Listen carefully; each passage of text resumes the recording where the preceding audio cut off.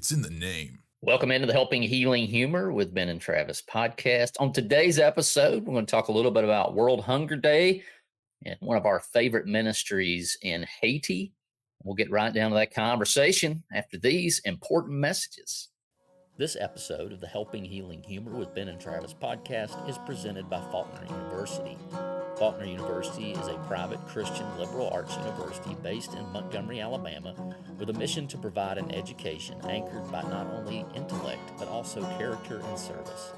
The Faulkner experience aims to educate the whole person. Every individual matters every day. We all want to become better versions of ourselves. No one wants to remain trapped where they are because of missed opportunities and unrealized dreams. At Faulkner University, we believe your dreams don't have an expiration date. We understand that you're looking for more than a degree. You want to find your niche and thrive in your career. Whether you're a high school senior just beginning your trek or an adult student looking for a better path, Faulkner is here to help guide your journey. Go to faulkner.edu to apply or get more info. That's faulkner.edu. I'm Travis Creasy. That's All-Pro counselor with Three Chord Counseling, Ben Hayes there in Muscle Shoals, Alabama. Ben, how you doing, man? Doing great. It is a rainy day as we record this. It has been raining and lightning and thundering, it seems like all day long. It's kind of been a rainy last couple of months, but it's feeling pretty good in here. So we're here and glad to be here and recording some stuff for you guys to listen to and hope that it's going well. Will, how are you? Man, I'm doing good. Graduation season. So a little bit busy for a youth minister, but bittersweet. Send some kids out in the real world, but I hate to lose the ones we got. So Travis, I know you experience all that graduation stuff. Just glad that school's out, right? Oh yeah, just sitting here chilling. Not sure I've even brushed my teeth today. Got a hat on, drinking coffee. It's exciting, dodging the cicadas and all that good stuff. But, you know, I'm really excited. We're partnering with Liberté Ministries again. We're all passionate about the Lord's work, wherever it is, but especially in Haiti. And we really want to take the chance to make a difference. And we think that you guys out there listening can certainly do that. And we're excited. We're, as a group, excited to announce that there are two opportunities to help out Liberté and to impact Haitian missions through their sponsoring congregation, Petersville Church of Christ.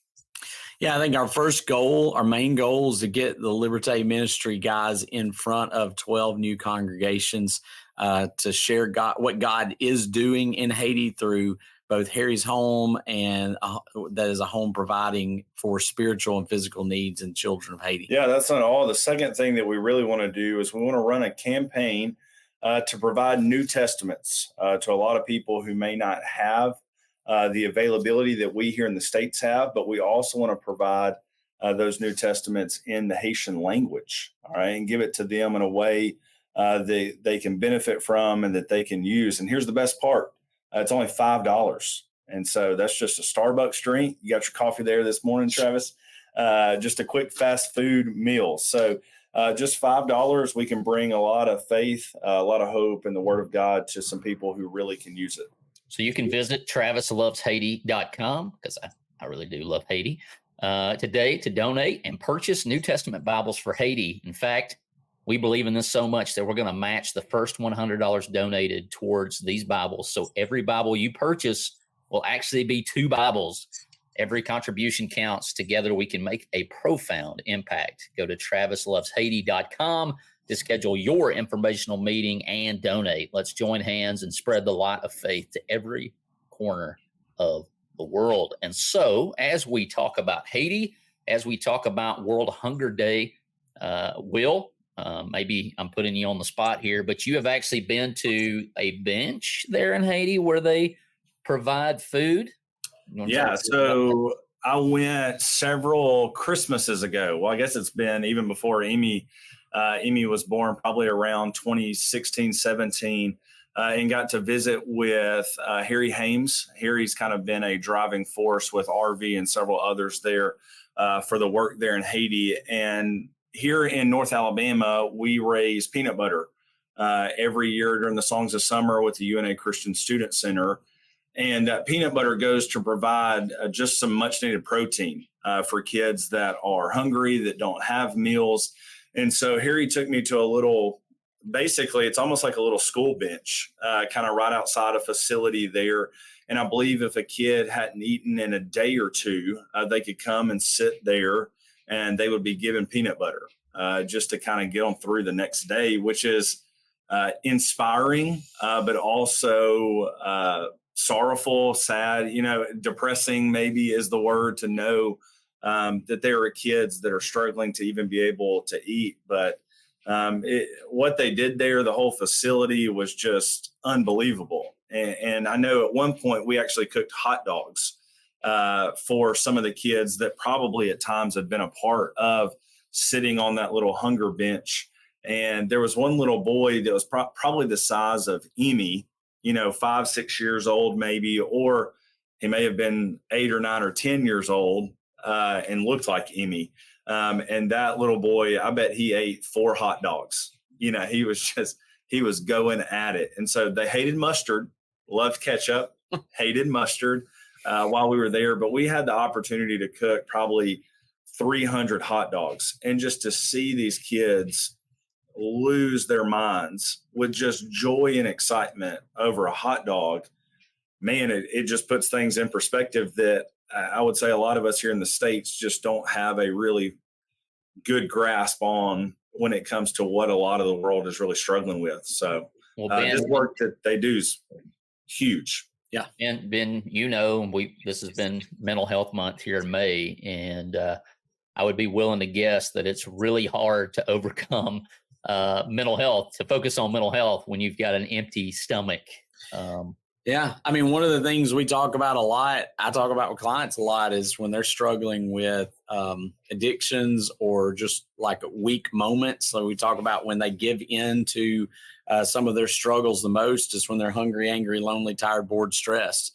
And so hungry is one of the first ones that we really struggle with. We don't feel good. We don't, if we don't feel physically good, it's hard to keep up the pace mentally too. And so, yeah, that's a huge thing that they have to face in Haiti. And there's people in our country too. I mean, and that's why I think this month is calling, or this day is calling attention to those things, that there are people in the world who are hungry and who are struggling.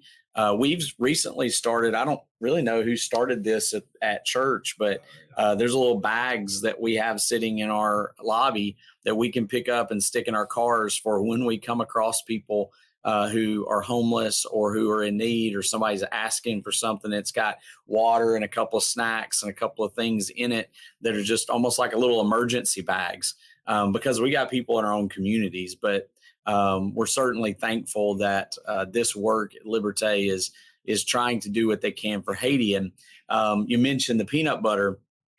The UNA Christian Student Center does a donation every year with that.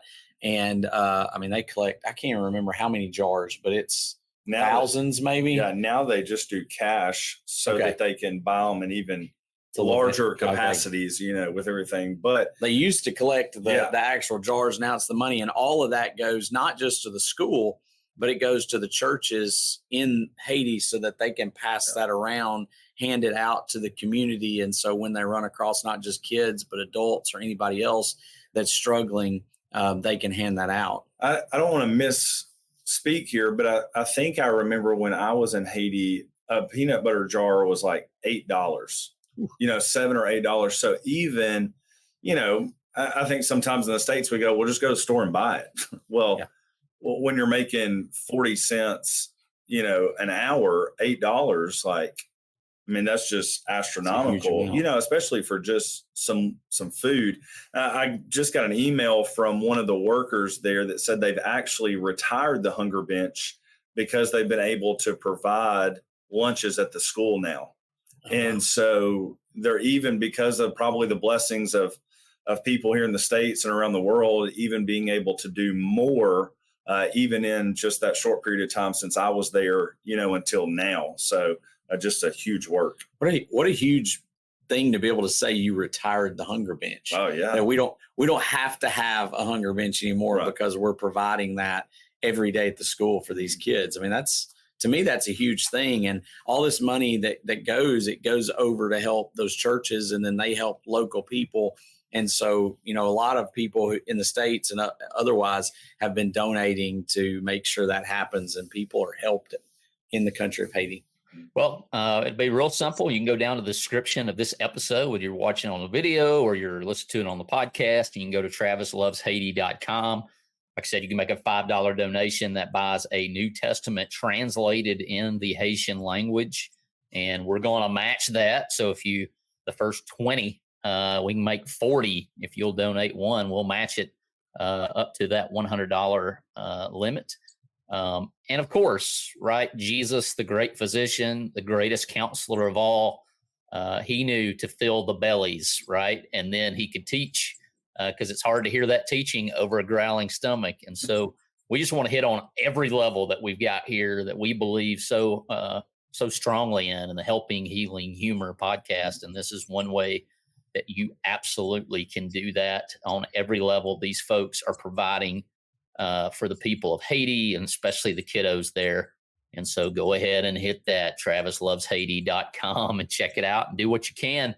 The other thing is we'd love for you to invite these guys out to your congregation. They're both wonderful presenters. I'm sure that they would use any opportunity that you could give them, whether it's just meeting with your elders, your deacons, speaking on a Sunday morning, Sunday night, Wednesday night. They'd love to come out and share all the different ways. I know that the home is not the only way that they're reaching out to people. They also have a 4-year Bible college that they can get, and also a primary school for some of the young people there as well. But, think of some of the opportunities that Jesus used. I mean, obviously you have the 5,000 where he fed people, in kind of a reminder of the Old Testament. I don't think anything in the gospel is really coincidence. It's all there on purpose for us to get the nice little connections there. But Jesus certainly believed in meeting people where they were. And as we say here on the podcast, loving them enough not to leave them there. Yeah, I've seen I've seen a meme a couple of times, and we've talked about this at some of our mental health workshops about 1 Kings chapter 19. When Elijah was struggling and Elijah says, it's enough, I'm done with this, and Jezebel has threatened him, and he goes up on the mountain and he just wants to die. And, the solving, or at least part of solving his problem, was letting him get some rest and letting him eat. And God fed him and let him sleep. And so sometimes a nap and a snack helps us out a whole lot. So when we start thinking about the things that we do struggle with, that hungry, angry, lonely, tired, hunger and tiredness. And so this is a way, and this is something that we believe in, helping these kids there, but also, you thinking about how do you take care of your body? How do you take care of your mental health? Sometimes it's taking care of your physical health. And I could probably take a couple of lessons there myself. But, I think all of us need to be a little bit mindful of what that's like for us. And I even think about, spiritually speaking, it says, blessed are those who hunger and thirst after righteousness. And so, from the physical standpoint, the mental standpoint, and then also the spiritual standpoint, that we're to have that longing spiritually for righteousness and for the goodness of God, that would mimic that of those who are just looking for that next thing that they can gain and that next meal. And so, spiritually speaking, we're to kind of mimic that in the way that we long for God, as the deer thirst for the water. Ben Hayes, it's almost like you're a preacher, man, and that you teach the Bible a lot. That was masterful, sir. Masterful. We think about different ways in which we can serve. And like I said, go ahead and comment. If you're watching this on YouTube, you're watching on Facebook, you can go right in the comments right now and go, I want these Haiti guys to come to my church and talk about how we can serve in that capacity. Go ahead and do that. And we certainly can get you in contact with those people. But, as we think about world hunger, You mentioned, Ben, that your church does the little food they can keep in their car to help people. And certainly we want you to think about people right there in your community that you can be a good neighbor to. And so we love thinking of ways that we can assist people.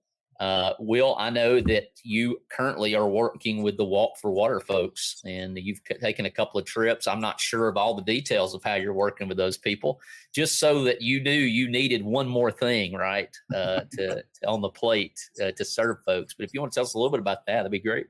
Well, one thing that Lindsay and I both have said is sometimes ministry lends itself to feeling like you're being paid to be a Christian.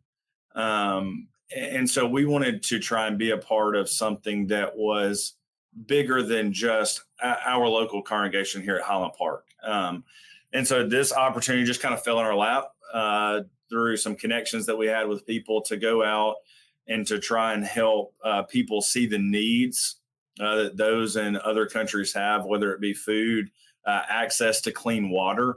And so we try and just provide a walk, whether it's a civic group, church group, to host it, to just draw attention, kind of like what we're trying to do for Haiti. Is we want to bring awareness to that there are a lot of people every day that are dying because of not having access to clean water or even having access to food.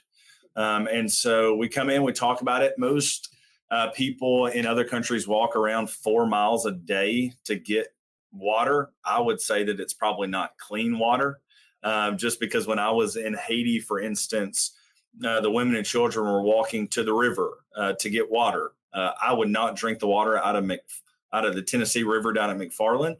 And I sure wouldn't drink the water out of these rivers because the cattle were bathing in there. They were drinking out of the water. And then, of course, there's just heaps of trash that are being thrown in the river as well. And so we try and go bring awareness to that, and then set it up to where a well can be dug in a community. And here recently over in Kenya, there was a well that was dug. And after they do a ceremony to kind of, start the well, that it's working, show the community. And there were 6 baptisms right after they set up the ceremony, And so it goes back to what y'all were saying is there are so many people in our world that are looking for God. And just something as simple as water and food can change the course of their eternity. And I've seen that. I've seen that from my time in Africa. I've seen that in Haiti with what RV and Jay and Harry do. I've seen it in Honduras. I mean, y'all have seen it in places y'all been. You can look out my window right here and see the Samaritan house. Yeah. And we've had people who are baptized and people who have changed their lives as a result of us feeding them and giving them clothes right here in Muscle Shoals, Alabama.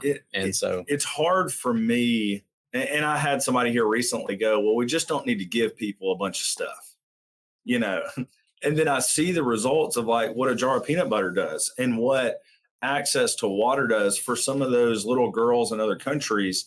You provide a well in their community. Well, now they get to go to school, because they don't have to walk 4 miles a day carrying.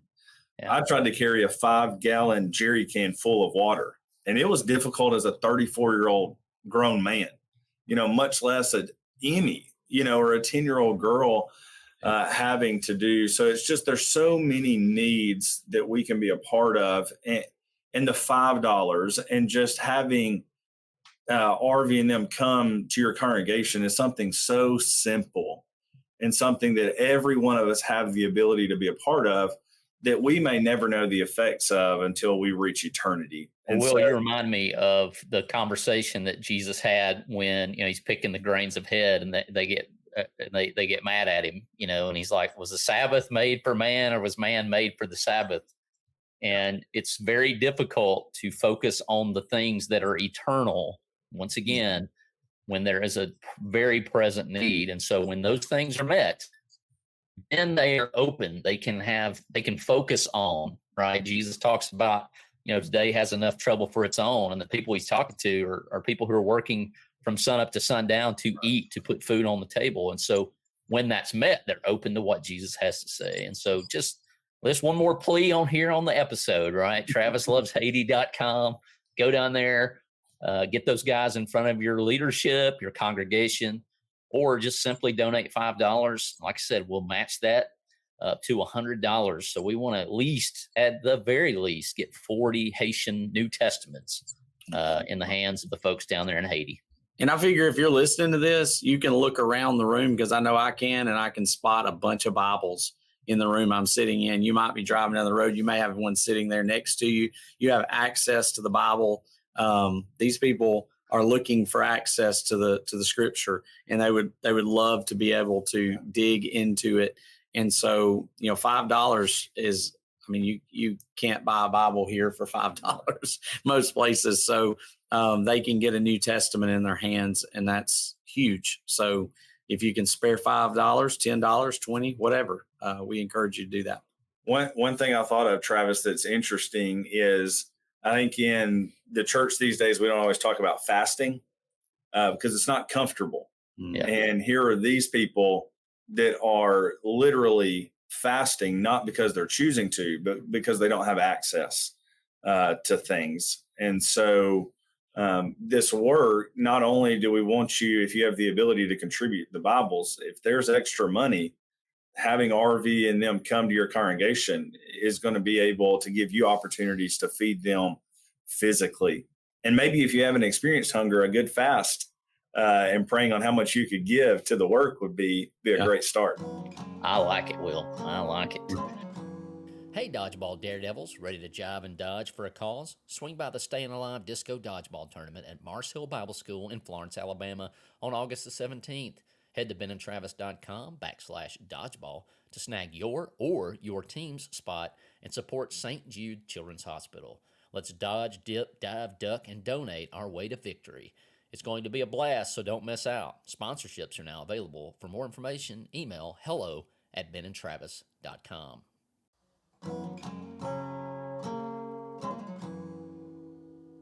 As per tradition on this here podcast, we like to ask some good questions to end. And so the TravisLovesHaiti.com questions, maybe, of the day starts with the other national holidays that we are, quotation mark, that we are honoring on May the 28th. It is National Brisket Day and International Hamburger Day. Now, I don't know how food ended up being on the World Hunger Day same day, but maybe that's a cruel joke. Hopefully not. But if we're going one or the other, right? What are we going with? And then if you're going hamburger, what do you have to have on your hamburger to make it an actual hamburger? So I'm going to say brisket. I think that is the natural answer. I mean, if I've got a choice between brisket or hamburger, and especially if I'm at Hard Eights there in Dallas, give me the brisket, gentlemen. Give me the brisket. Yeah, I think I'm going brisket. That's just one of those things you don't get very often. I can get a hamburger pretty easily, but a brisket is phenomenal. And especially, like you said, if you go out to Spring, I'm not even sure if it's still open. I think it is. But the City Butcher out in Springfield, Missouri had the burn-ins and the briskets, and just so good. It was phenomenal. So I'd probably take that. Hamburger wise, did you say things that you do want on it or don't? Yeah. What do you got to have on it? If it's gonna, you got to have it. Now, I'm not too particular, but if I can have it any way I want it, how you going to want that, boss? I'm probably loading it. It's going to be, if it's just one of those days where I don't care what anybody thinks about me, I'm going with tomato, lettuce, onions, probably mustard and a little bit of mayonnaise, some ketchup on it. Sometimes I might throw, if the dogs are out and there's some like pool room slaw that's close by, sometimes that goes on my hamburger instead of mustard. And so I can go with that. I've been in Mexico before, and they put avocado on it or put some guacamole on the burger. It was interesting, but it was good. But I probably go with just that simple burger, kind of the way we traditionally do it on July the 4th or whatever. All right, well, brisket hamburger. Nobody can see this, but I sent y'all the picture of the brisket there from Heart 8 on February when I was out in Texas. So, I mean, yeah, brisket's going to be a tough one to beat for me. But I'll tell you, Travis, and this is going back to your Huntsville Hospital days. We came to see you when you got out, and you said, let's go to Farm Burger. Yeah. And I got a farm burger with a fried egg on it, and it was phenomenal. And so every time we go down, what is that, Memorial Parkway? Yeah. And I look over there, Lindsay goes, oh, there's Whole Foods. And I'm going, there's Farm Burger. So that Farm Burger hamburger is pretty solid. So egg on one's good. Got to add an egg to it. So well, it's nice when Whitney wants to go spend all that money at the whatever that Whole Foods deal. She can always lure me in because Farm Burger's right there.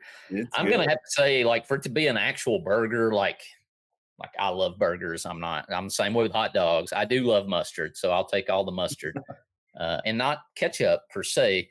But I got to have some bacon. Give me some pork with it. The thing at Farm Burger is it's all local, and so it's local bacon. It's local beef. Sign me up. But, I can go plain. But I love a pickle. And I love bacon. It's also, guys, National Jake Day. And so shout out to Jake Leonard, right? Yeah. Serving people over there in your neck of the woods.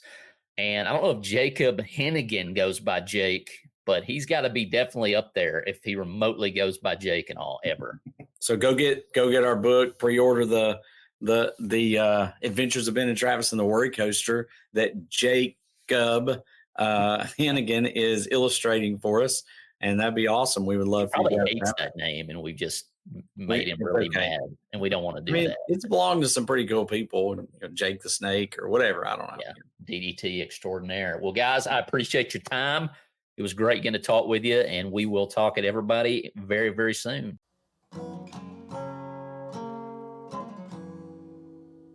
Hey, parents and young adventurers, are you ready to embark on an extraordinary journey? Introducing The Adventures of Ben and Travis and the Worry Coaster, a thrilling ride through the ups and downs of mental health in our new children's book. Join our dynamic duo as they navigate the twists and turns of their emotions while discovering the courage to conquer their worries. Pre-order your ticket to adventure now at benandtravis.com/books and be among the first to embark on this roller coaster of resilience. Let's turn worry into wonder and empower kids to embrace their feelings with bravery and hope. Buckle up. It's going to be an unforgettable ride. Thanks for being with us for this episode of the Helping Healing Humor podcast. Be sure to download our free ebook, 28 Days of Focused Living, at benandtravis.com and receive all of our Helping Healing and Humor extra content directly in your inbox. We look forward to having you join us at the same Ben and Travis time, same Ben and Travis channel.